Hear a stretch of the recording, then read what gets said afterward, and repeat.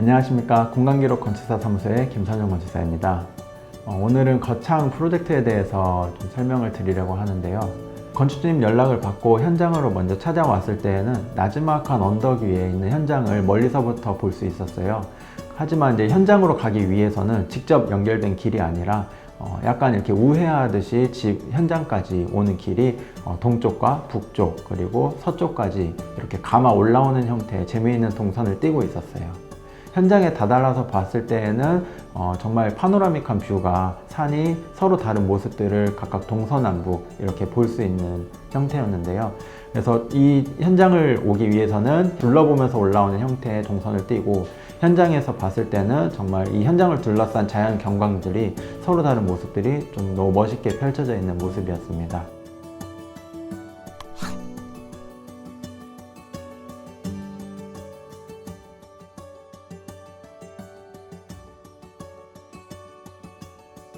현장에서 드론을 띄워서 이렇게 현황을 봤을 때에는 이 조망축하고 대지의 축하고가 약간 틀어져 있는 것을 볼 수 있었어요. 일반적으로는 대지축에 맞춰서 집을 설계하는 게 일반적이지만, 거창 프로젝트 같은 경우에는 남향축에 맞춰서 살짝 집을 이렇게 틀어서 각을 줘서 안 치더라도 이런 다양한 풍경들을 볼 수 있다는 점과, 또 멀리서부터 건물까지 올 때에 다양한 인면들을 볼 수 있다는 점에서 남향축에 맞춰서 집을 안 치게 됐습니다.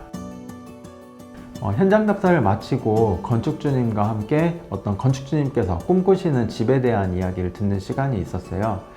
일반적으로는 거실과 주방을 한 공간에 만들면서 가족들이 모이는 공간을 이렇게 구심점으로 두는 게 일반적인데, 건축주님께서는 거실 공간과 다이닝 주방 공간을 좀 별도로 분리하기를 원하셨습니다. 그래서 이걸 어떤 식으로 배치할지 좀 고민을 하다가, 이 집을 들어오는 그 과정이 이렇게 동쪽, 북쪽, 서쪽 이런 식으로 돌면서 올라오기 때문에 이 돌아오는 그 과정들을 집 안에서도 좀 이어주기 위해서 계단을 중심으로 순환동선을 만들었고요. 그 순환동선을 따라서 거실, 주방, 안방을 배치하게 됐습니다. 그리고 이 순환동선은 1층에서만 끝나는 게 아니라 계단을 구심점인 계단을 통해서 2층을 올라가서 2층에서도 아이들 방들을 통해서 서로 묶어주는 그런 두 개의 순환동선이 만들어졌습니다. 거창 프로젝트를 진행하면서 또 한 가지 중점을 두었던 부분이 바로 창호 계획에 관한 부분이었어요.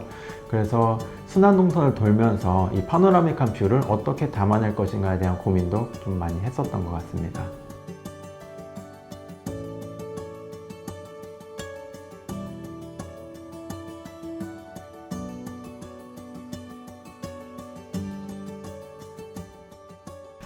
지금까지 제가 설계해오는 이런 과정들이 보면 이 땅에 대한 이야기와 그리고 여기에 살아가실 건축주님의 이야기를 어떻게 담아낼 것인가 라는 부분이 좀 주된 고민거리였었는데요.